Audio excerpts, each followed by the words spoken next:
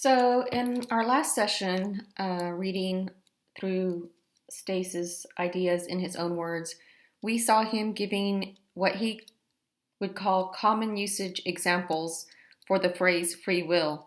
You'll recall that we worked through 7 examples, 3 of which were supposed to show us how people ordinarily use the term free will to say that someone did do something of their own free will, and 3 examples of what might be meant in ordinary common usage when people say they did not do something of their own free will. And he gives one example of what the philosopher seems to think the meaning of the phrase free will is. After that, he does a little paragraph where he talks about, a lot of people would think that the philosopher's meaning of the use of free will is absurd and probably not one that many people would accept, certainly seems to go against common usage. We saw him then saying that, he himself, that is Stace,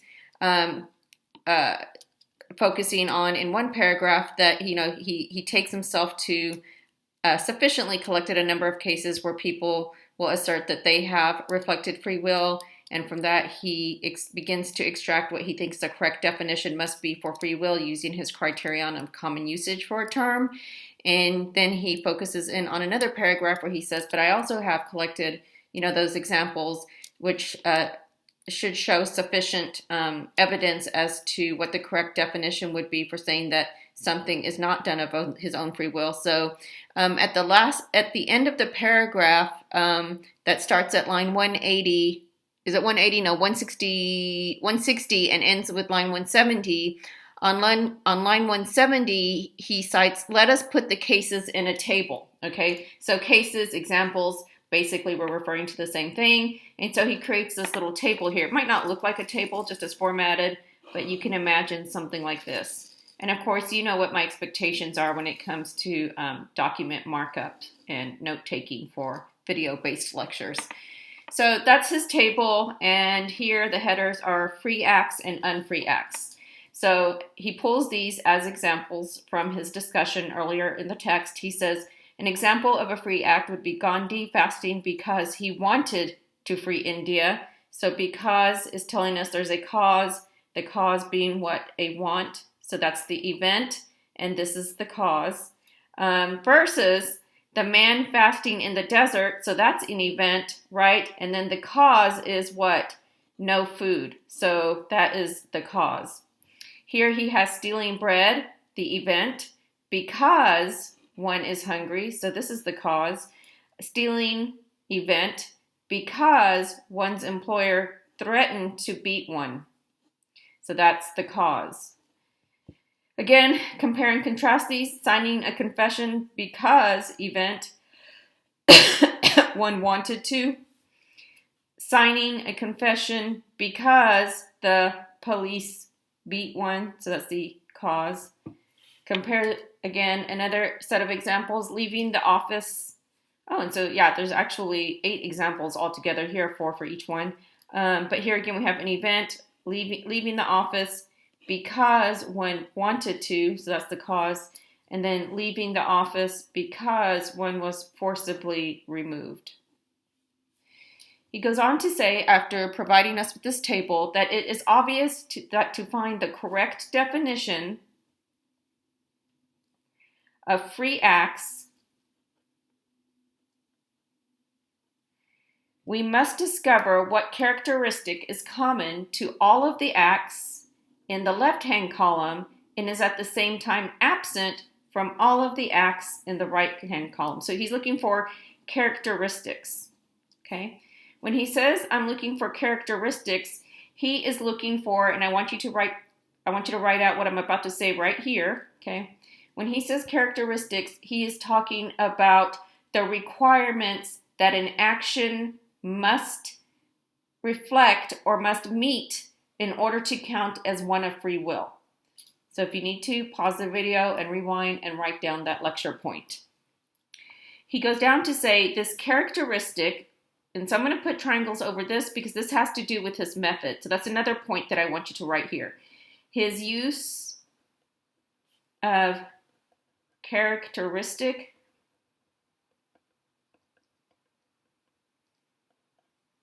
The use of characteristic, now you finish the phrase, shows that he is using his method of extracting a correct definition from common usage. Again, pause the video and rewind it if you need to complete that thought exactly and precisely. This characteristic, which all free acts have and which no unfree acts have, will be the defining characteristic of free will. And let's put free will in quotation marks. Okay. Is being uncaused or not being determined by causes the characteristic of which we are in search? It cannot be, because although it is true that the acts in the right-hand column, so that's, up here, right, in the right-hand column up here, although it is true that the acts in the right-hand column have causes, such as the beating by the police or the absence of the food in the desert, so also do the acts in the left-hand column. Okay, so remember earlier he said that the way that libertarians and hard determinists have defined free will in the past, and we already went over this, and he already went over this, is to say that at least some events are not made inevitable or the necessary result of prior causes. In other words, the way some libertarians and hard determinists have defined the phrase free will is to say that indeterminism is true, therefore determinism is false. And of course, we're talking about metaphysical or causal determinism being true according to the hard determinist. And actually, I need to back up a little bit. The hard determinist will say that metaphysical determinism or causal determinism is true, while the libertarian will say that metaphysical or causal determinism isn't always the case with events, especially humans that have the creative powers to make choices. But what the hard determinist and the libertarian agree on is that for free will to make sense, it has to be the case that there are events which are not made the inevitable result or necessary by prior causes. Okay, so he's going to say, look, all of these actions, that we went over in terms of common usage, every event in this table has a what? A cause.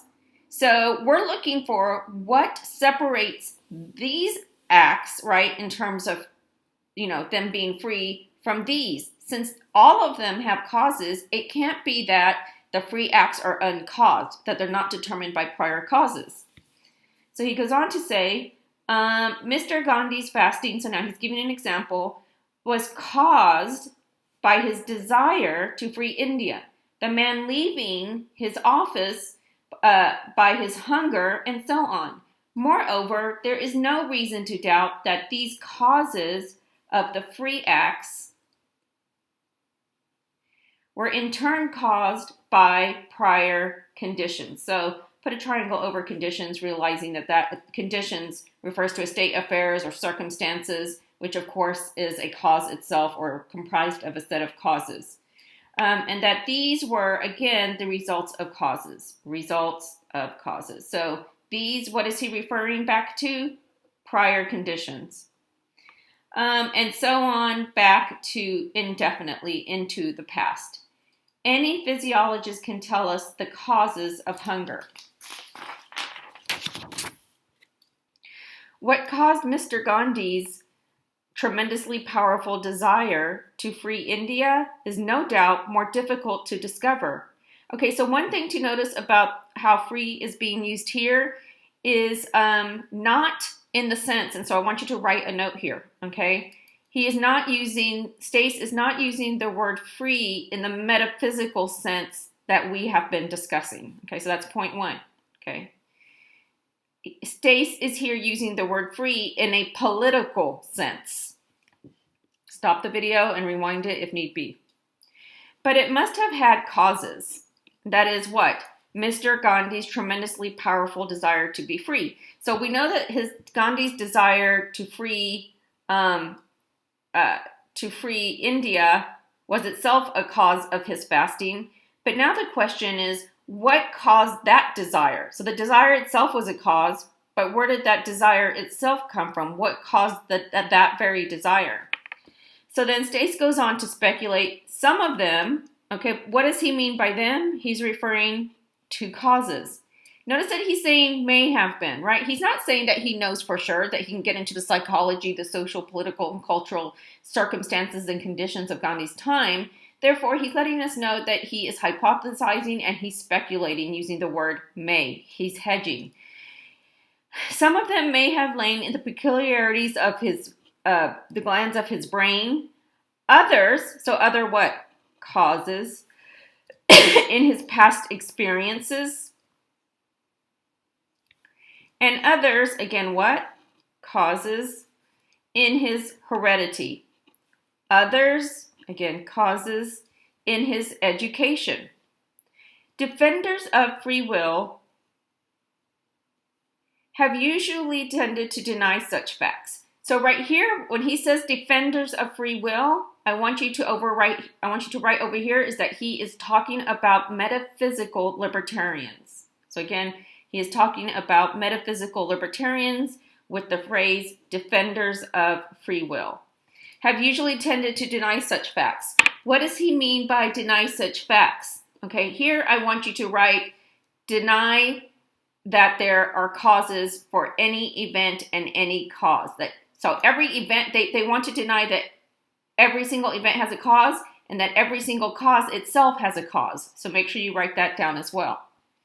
Okay, but to do so is plainly a case of special pleading, which is unsupported by any scrap of evidence. The only reasonable view is that all human actions, all, right, that means 100%, no exceptions,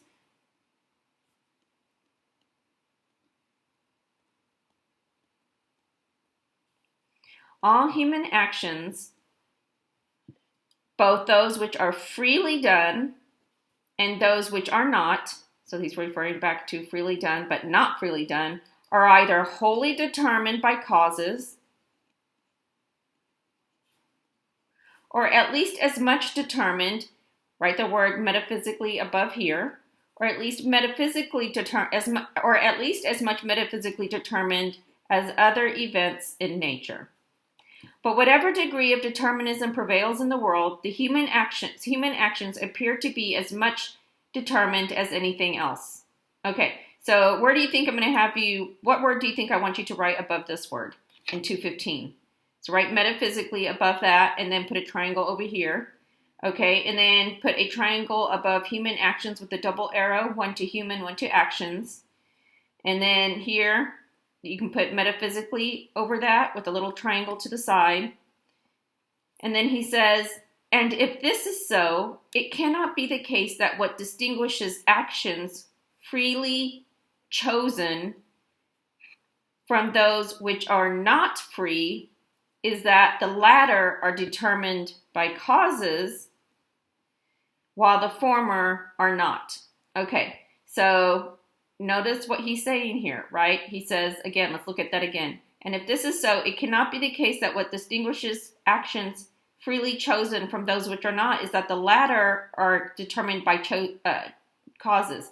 So he's saying that some people think that when you are acting freely, that your actions are not determined by causes. But he's saying that cannot be the distinguishing feature because even actions that are chosen freely according to common usage also have causes. Notice what he's doing here. What is this? A conclusion indicator. He says he's drawing a conclusion here, a really big, important conclusion. Being caused or being underdetermined by causes must be an incorrect definition of free will. Okay, so I want you to write out here that this is a major conclusion about the incorrect definition for free will. And you can pause and rewind the video to do that. And I think I'm just going to power on through in this last hopefully last converted online session and just make one video for all of these pages because we only have this much to go. So bear with me. You can always pause the video and come back. And if you're thinking, hey, I'd like to take a break sometime, now might be a good point before we go over the last two paragraphs. Otherwise, let's go ahead and finish. Okay. What then is the difference between the acts which are freely done and those which are not? Okay, so now he's raising an important question at issue given a major conclusion that he has reached. Oh, And one thing that I really want you guys to see is notice how this guy is doing philosophy. Think about how we've been reading his words and how he phrases things and the different critical thinking steps he's been making. This is what it sounds like to write about a topic like a philosopher. Of course, you already heard from Descartes, but that's translated and that's from Europe with a slightly older version of English. This English is a little bit more updated, and so it's easier to understand. It is actually translated, but it's still a little bit more readable than the version of English that you get with the Descartes translation. That said, let's go ahead and go forth. What is the characteristic? Okay. Characteristic, I want you to think, and I should have said this earlier, but just put characteristic in quotation marks right here and write quality, requirement, feature, condition. Property, right? Property as well. Okay, so that's what we mean by characteristic. What is the characteristic which is present to all acts in the left-hand column and absent from all those in the right-hand column? Is it not obvious that although both sets of actions have causes, the causes of those in the left-hand column are of a different kind from the causes in the right-hand column? The free acts are all caused by desires or motives or by some sort of internal psychological states of the agent's mind. Okay, so I want you to put, I want you to kind of put this in a square, if you will, draw a line under it or around it, around the statement here that begins in 228 and ends in 230. Free acts are all caused by desires, motives, or by some sort, some kind of, right, internal, and then this triangle goes over psychological state. So it's a three-word phrase that names the concept of this triangle, which is internal psychological state of what? The agent's mind. So in other words, over here, the cause comes from within. So write that. The cause of free acts comes from within. It's an internal cause. That cause having to do with the psychology of the person acting. Okay, then we've got, and over here, let's write free acts. Now he goes on to talk about unfree acts down here.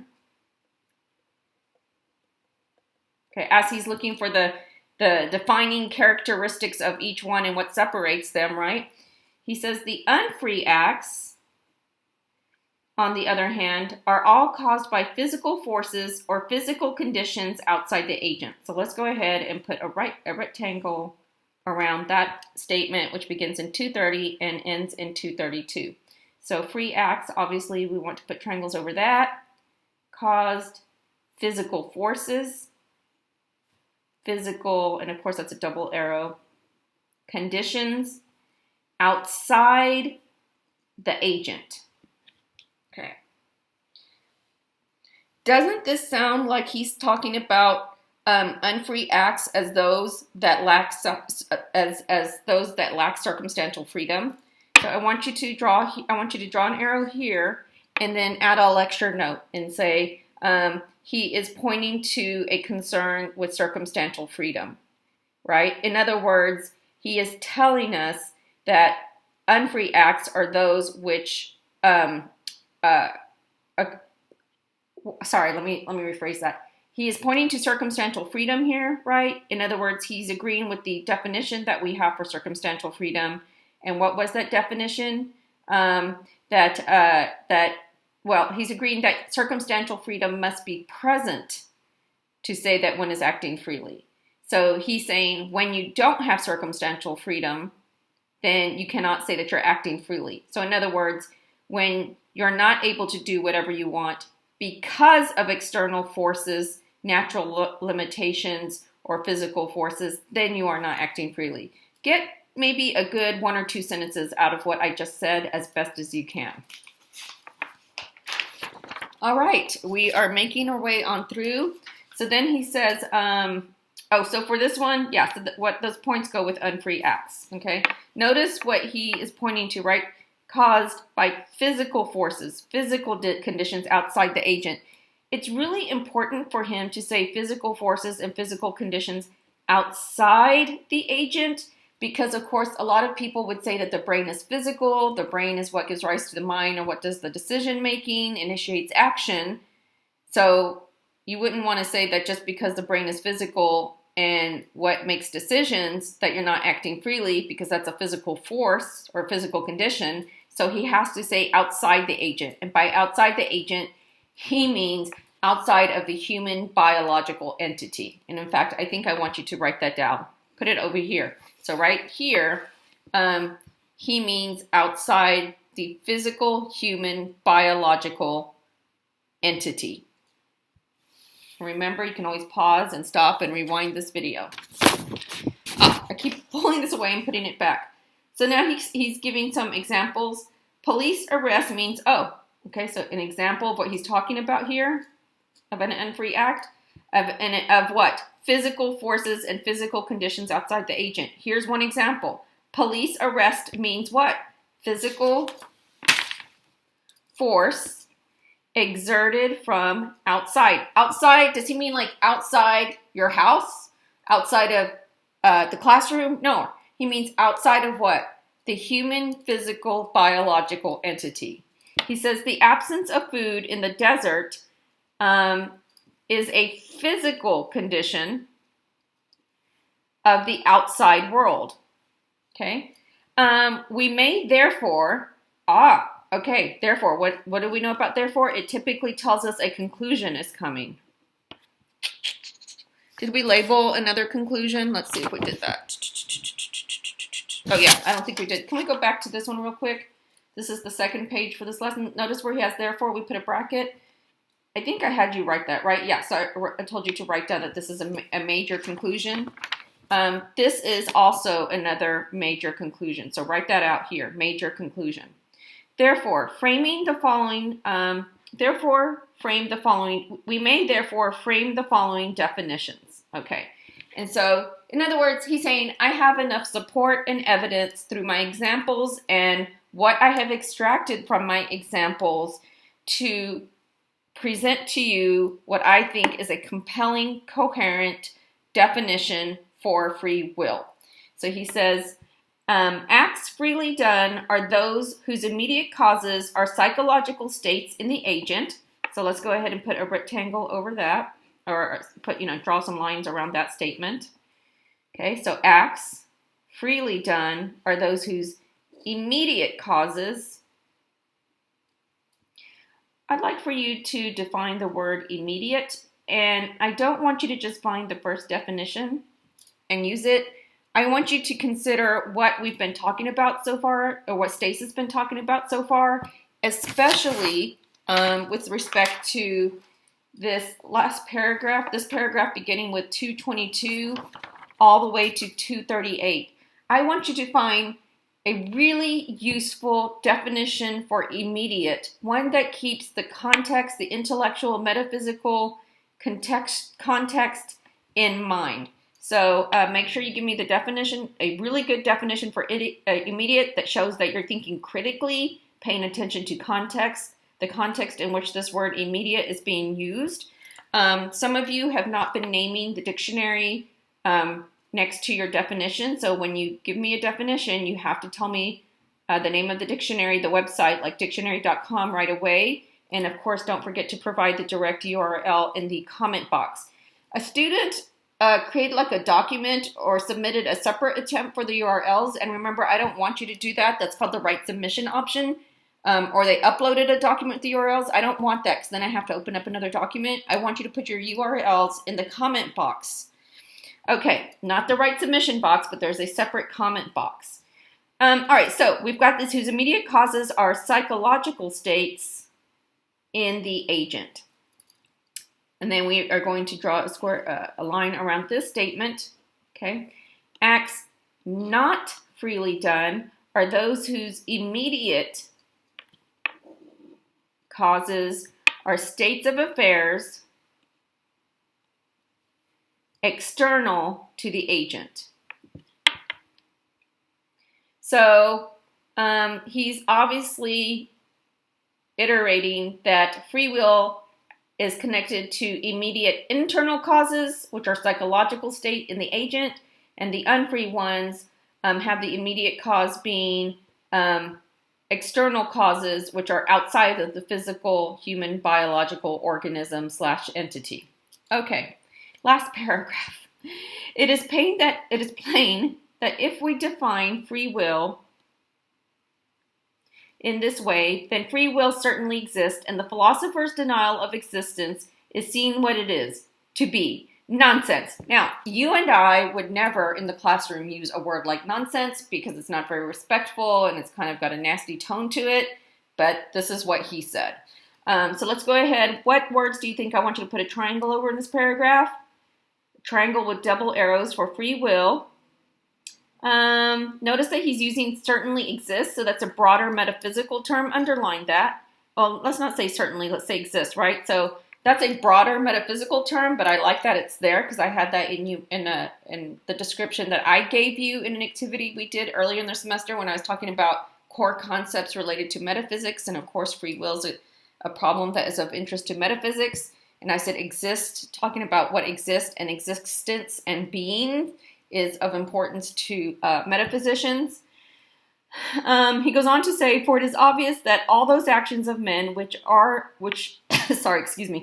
it is obvious that all those actions of men which we should ordinarily attribute to the exercise of their free will, or of which we should say they freely chose to do them, are in fact actions which have been caused by their own desires, wishes, thoughts, emotions, impulses, and psychological states. So then let's go ahead and put triangles over important words here. So we can exercise a free will, okay? He says that a free will is exercised when we freely choose, but when do we freely choose, right? When do we freely choose to engage in a certain action? When can we say we did so of our own free will? Well, he's going to say when the cause is that of what? Notice the word, own desires. Didn't some of you have that in your definition for free will or related term? Like you said, when done of one's own accord. Maybe it was implied when you said if you defined free will as a voluntary action or choice or decision. In other words, voluntary means you on your own decided to do it.